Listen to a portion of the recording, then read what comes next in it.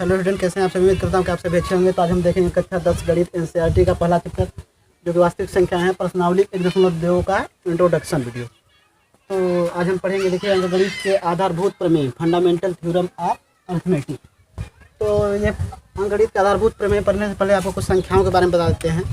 देखिए, कुछ संख्याएँ जैसे कि आपने कक्षा 9-10 में आप छोटी क्लास में पढ़ा होगा, तो आपको रिवाइज करा देते हैं। पहली संख्या होती है भाज्य, अभाज्य संख्याएं, इनको इंग्लिश में कहते हैं प्राइम नंबर। देखिए, एक से बड़ी वे सभी संख्याएं जो स्वयं और एक के अलावा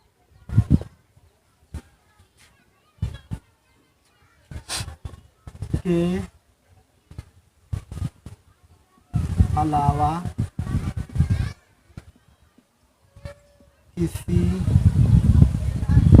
और संख्या से विभाजित न हो, जैसे एक से बड़ी वे सभी संख्याएं जो स्वयं और एक के अलावा किसी और संख्याओं से विभाजित न हो। मतलब इसका कहने का मतलब क्या है, जैसे 2 हो गई, 3 हो गई, 5 हो गई, 6 नहीं होगा। 6 में 2 से 3 से 6 से 1 से 1 और 6 के अलावा उसमें और 2 संख्याओं से भागा चला जाएगा। तो 6 नहीं ले सकते, 7 ले सकते हैं, 8 नहीं ले सकते, 9 नहीं ले सकते, 11 ले सकते हैं, 10 भी नहीं ले सकते, 13 ले सकते हैं, 14 नहीं ले सकते, 15 नहीं ले सकते, 17 ले सकते हैं।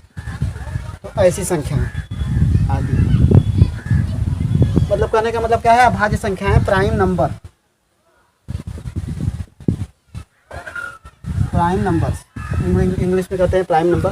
तो एक से बड़ी वे सभी संख्याएं जिनको हम उस संख्या के और एक के अलावा किसी और से विभाजित नहीं कर सकते, तो उनको अभाज्य संख्या कहते हैं। अब भाज्य संख्या क्या होती है उनको भी जान लेते हैं। भाज्य संख्याएं, इनको कहते हैं कंपोजिट नंबर, कंपोजिट नंबर। अब ये सभी संख्याएं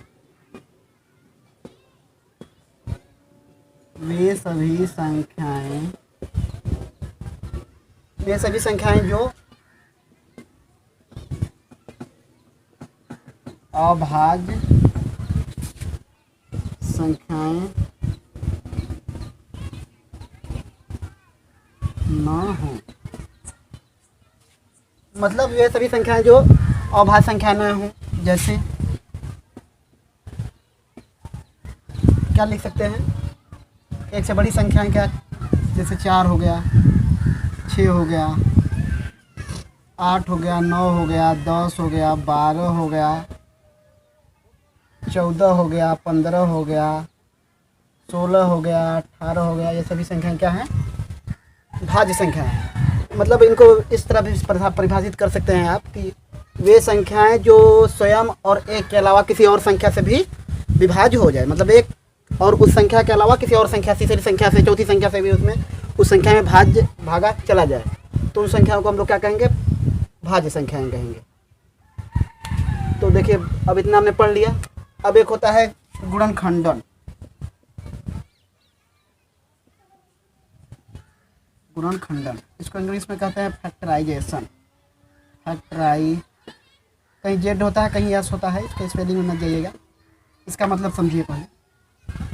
फैक्टराइजेशन, जैसे मान लीजिए कि कोई संख्या है 60 है, इसको हम लोग फैक्टराइज करते हैं 30, 15,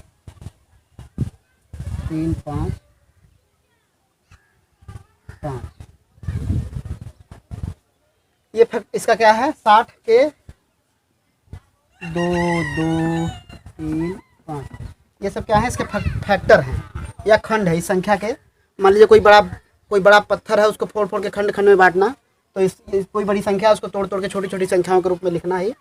और उसके क्या करना है, उसके गुणन के रूप में, मतलब गुणा के रूप में, संख्याओं के गुणा के रूप में लिखना है। तो उसको क्या कहेंगे हम लोग, इसको हम लोग क्या लिख सकते हैं, किसी संख्या को उसके खंडों, इंग्लिश में कहते हैं फैक्टर, के गुणन के रूप में लिखना ही गुणन खंडन कहलाता है। तो अब गुणनखंडन आपने समझ लिया होगा कि कोई संख्या है, उसको उसके खंडों को उसके गुणा के रूप में लिखने के लिए ही लिख लेते हैं उस रूप का, तो उसको क्या कहेंगे हम लोग, गुणनखंडन। अब ऐसी संख्याएं, अब देखिए, अब इसमें जो संख्याएं हैं ये सभी संख्याएं क्या होंगी, प्राइम संख्याएं होंगी। प्राइम संख्याएं मतलब अभाज्य संख्याएं, जिनमें एक और स्वयं के अलावा किसी संख्या से भाग न जाए। मतलब अब इसको क्या कहेंगे, तो ऐसे फैक्टराइजेशन को हम लोग क्या कहेंगे, अभाज्य गुणनखंड। अभाज्य गुणनखंड, ऐसे संख्याओं को अभाज्य गुणनखंड कहेंगे। तो देख लीजिए दोबारा एक बार कि आधारभूत प्रमेय पढ़ने से पहले हम लोग कुछ संख्याओं के बारे में जाना है। तो अभाज्य संख्याएं होती है एक से बड़ी वे सभी संख्याएं जो स्वयं और एक के अलावा किसी और संख्या से विभाजित न हो, मतलब जैसे 2, 3, 5, 7, 13, 11, 17। और भाज्य संख्या क्या है, कंपोजिट नंबर, वे सभी संख्याएं जो अभाज्य संख्या ना हो, या वे सभी संख्याएं जो स्वयं और एक के अलावा दूसरी संख्या से भी विभाजित हो जाएं, उनको भाज्य संख्याएं कहेंगे। अब गुणनखंडन क्या है, फैक्टराइजेशन। अभाज्य मतलब क्या है, किसी संख्या को उसके खंडों या गुणनखंडों या फैक्टर के गुणन के रूप में, मतलब गुणा के रूप में लिखने पर जो हमें प्राप्त होता है उसका गुणनखंडन कहलाता है। तो दोस्तों ने भाज्य संख्याएं, अभाज्य संख्याएं और गुणनखंडन पढ़ लिया है। तो अब आधारभूत प्रमेय देख लेते हैं अब क्या होता है कि कोई संख्या, मान लीजिए भाज्य संख्या है, ये लिखा है यहाँ पे एक प्राकृतिक संख्या, ये जो एक थ्योरम क्या होता है उसको लिख लिया है हमने, लिख लिया यहाँ पे, आपको बताते हैं इसका मतलब क्या है। तो कह रहा है कि एक प्राकृतिक संख्या का अभाज्य गुणनखंडन उसके गुणनखंडों के क्रम को छोड़ते हुए अद्वितीय या यूनिक होता है। मतलब हमने 60 का गुणनखंड किया, 60 का गुणनखंड किया, ऐसे किया, ऐसे हम लोगों का 2, 2, 2, 3, 2 गुणे 2 गुणे 3 गुणे 5 आया। तो कह रहा है कि आप कोई कंपोजिट भाज्य संख्या होगी तो प्राकृतिक संख्या ही होगी, एक से लेकर अनंत तक संख्या है तो कोई भाज्य संख्या होगी तो प्राकृतिक संख्या ही होगी। तो क्या कह रहा है क्या कि प्राकृतिक संख्या का अभाज्य गुणनखंड, मतलब अभाज्य गुणनखंड उसके गुणनखंडों का क्रम छोड़ते हुए, मतलब इसके मतलब 60 का आपने किसी ने किया 5, तो 12, फिर 2 से किया 6, फिर 2 से किया 3, 3। तो आप हमने तो लिखा था 2, यहाँ लिखा था हमने 2 गुणे 2 गुणे 3, यहाँ तो आ गया 5 गुणे 2 गुणे 2 गुणे 3। तो अलग अलग क्रम आ गए। तो ये कह रहा है कि इसको अगर क्रम को ना देखा जाए तो उत्तर जो है कि गुणनखंड जो उनके गुणनखंड होंगे समान होंगे, यूनिक उत्तर होगा, मतलब एक ही समान, सबका आंसर समान आएगा। कोई संख्या है उसका गुणनखंड करेंगे तो उसको अभाज्य गुणनखंड के रूप में लिखेंगे तो उसका आंसर समान होगा। तो इसलिए इसको और एक चीज़ लिख सकते हैं हम लोग, उसके क्रम को, अगर हम उनके क्रम को उसके क्रम को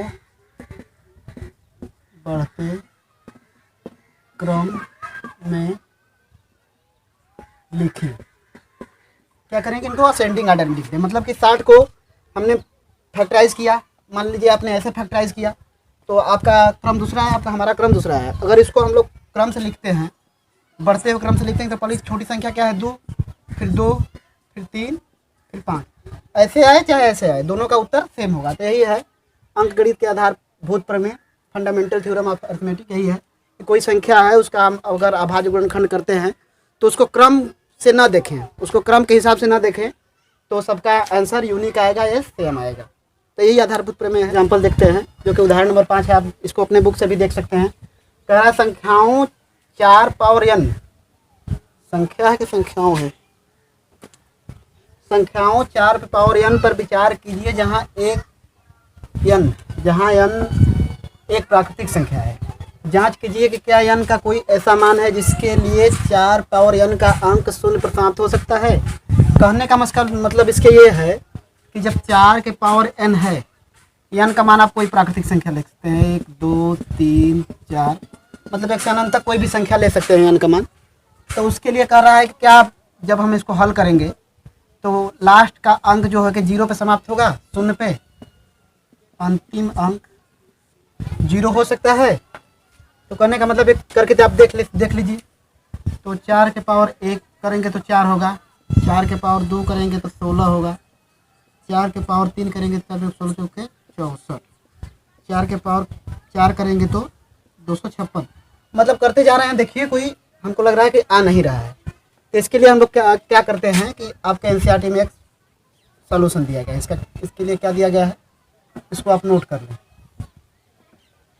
कहने का मतलब यह है कि किसी संख्या के अंतिम अंक शून्य होने के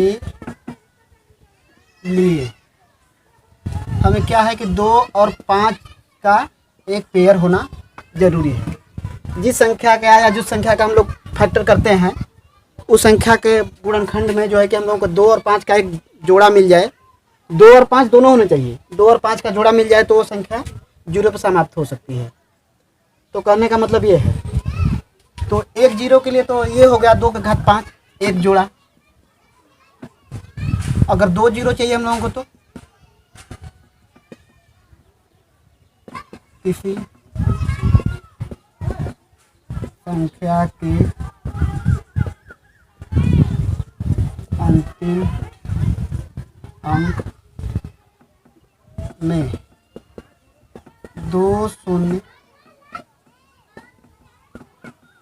प्राप्त होने के लिए तो हम लोगों को क्या लाना पड़ेगा, 2 × 5 × 2 × 5, मतलब हम लोगों को 2 पेयर लाना पड़ेगा, 2 जोड़ा, 2 शून्य के लिए 2 जोड़ा, और 3 0 हम लोगों को चाहिए। तो लास्ट में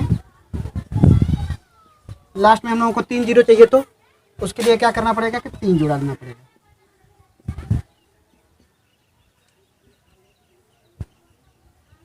कहने का मतलब हम लोगों ने क्या निष्कर्ष निकाल सकते हैं कि अगर हम लोगों को लास्ट में किसी अंक के अंत में 0 चाहिए या शून्य चाहिए तो उसके गुणनखंड या फैक्टर्स में जो है कि 2 और 5 का जोड़ा होना चाहिए, अनिवार्य है। तो यहाँ देखिए 4 के पावर, इसको हम लोग क्या लिख सकते हैं, इसको हल करके ही देख लेते हैं। 2 के पावर 2 लिख सकते हैं, इंटू n लिख सकते हैं, या 2 के पावर 2n लिख सकते हैं। तो 2 के पावर आप कितना भी रखें, 1 2 3 4 रखें, 2 की जगह n की जगह मान लीजिए 1 रख रहे हैं, तो 1 रखेंगे तो 2 × 2 हो जाएगा, तो 2 बराबर, और इसको लिख सकते हैं 2 × 2।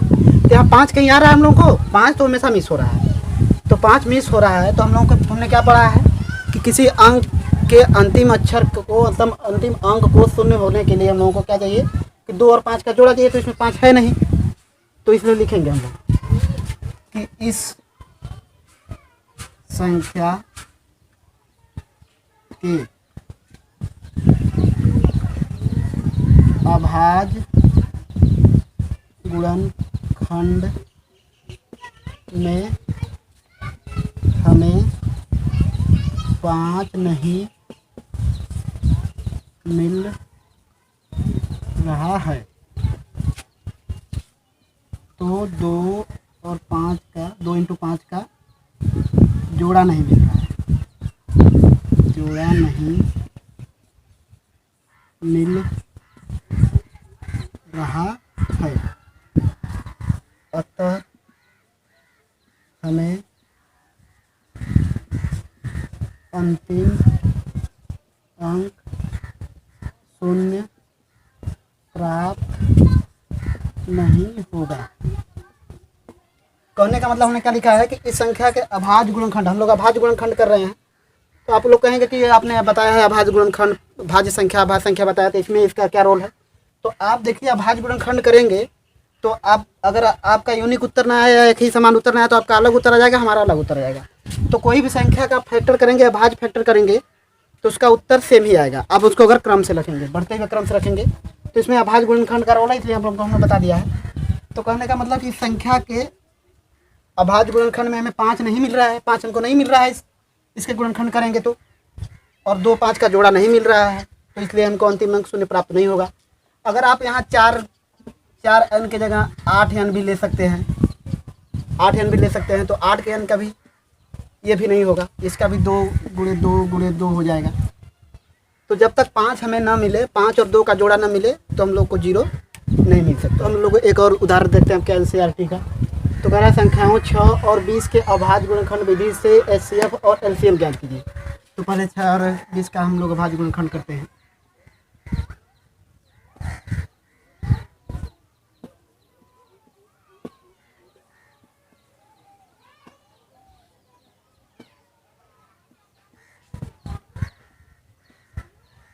तो 6 का हो गया 2 × 3, 20 का हो गया 2 × 2 × 5। इसका हम लोग एचसीएफ निकालते हैं। जब एचसीएफ निकालने के लिए हम लोग कॉमन फैक्टर देखते हैं, कॉमन गुणनखंड। दोनों में जब गुणनखंड समान रहे, दोनों में रहे अधिक से अधिक जो रहे, मतलब दोनों में जो रहे समान, दोनों में रहे, इसमें भी एक रहे तो उसमें भी एक रहे, इसमें भी एक रहे तो इसमें भी एक रहे, दोनों में समान रहना चाहिए, मतलब कॉमन फैक्टर इसको करते हैं। तो एचसीएफ हम लोगों का क्या हो गया 2। अब एलसीएम क्या करते हैं, एलसीएम लेके क्या करते हैं कि एलसीएम के लिए तो कॉमन फैक्टर तो लेते ही हैं, एक जो हमने 2 लिया है, और जो बचे होते हैं संख्याएं उनको भी लेते हैं। देखिए एक बचा है 2, इसमें बचा है 3, इसमें बचा है 5, तो सबको गुणा करेंगे 2 दूना 4, 3 12, 5 7। एलसीएम क्या है कि एटलीस्ट मतलब कम से कम जितने भी घात वाले हैं उनको सभी कॉमन फैक्टर को ले लेते हैं। और एलसीएम क्या होता है कि एटलीस्ट वाले लेते हैं, लेकिन उसको भी लेते हैं, हाईएस्ट कॉमन को भी, मतलब हाईएस्ट घात वाले को भी लेते हैं। जैसे 2 पे घात 2 यहाँ हो गया, हाईएस्ट हो गया, एक 3 हो गया, 5 हो गया, तो सबको लेते हैं हम लोग। तो जो कॉमन फैक्टर होता है उसको, और जो उसके अलावा जो बचे संख्याएं होते हैं उनको भी लेते हैं, उनका गुणा करते हैं, तो जो हमको प्राप्त होता है वो एलसीएम होता है। आपने सब लगभग पढ़ लिया होगा पिछली कक्षाओं में 6 7 8 में। अब हम लोग पढ़ना क्या चाहते हैं, इससे क्या है कि एक संख्या होती है, यदि 2 धनात्मक पूर्णांक, धनात्मक पूर्णांक है या प्राकृतिक है, सभी धनात्मक पूर्णांक संख्या क्या होती है, प्राकृतिक संख्याएं होती हैं। तो धनात्मक पूर्णांक संख्या कहें या प्राकृतिक संख्या कहें, बात एक ही है। प्राकृतिक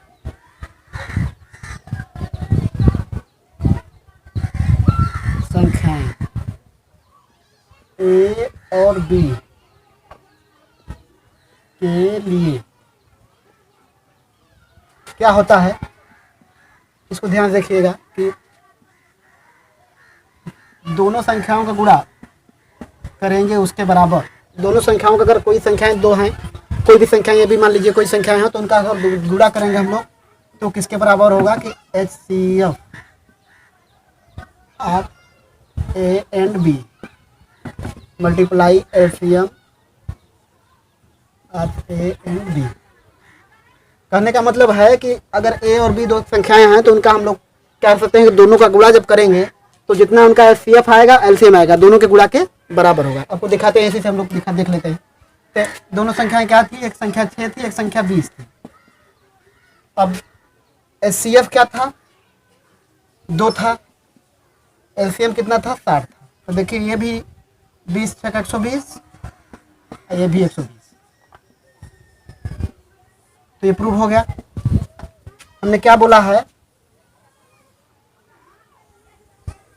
कि अगर 2 संख्याएं हैं, 2 धनात्मक संख्याएं हैं या प्राकृतिक संख्याएं हैं या फिर कोई भी संख्याएं हैं, अगर उनका HCF LCM हम लोगों को पता है तो उनके गुणनफल के बराबर और LCM और HCF के गुणनफल दोनों का बराबर होगा। कहने का मतलब यह है कि अगर हम लोगों को HCF पता है, LCM नहीं पता, तो इससे LCM और HCF कोई को भी पता कर सकते हैं। 2 संख्या में पता है तो यहाँ से LCM पता कर सकते हैं या HCF पता कर सकते हैं। तो इसको आप नोट करें। अगला सवाल देखते हैं आप एक। तो आइए स्टूडेंट हम एक और एग्जांपल देख आपको एनसीईआरटी से देख लेते हैं। कह रहा है कि संख्याओं 96 और 404 के अभाज्य गुणनखंड विधि से एलसीएम और एचसीएफ ज्ञात करें। तो इसको भी ऐसे ही देख लेते हैं। 96 96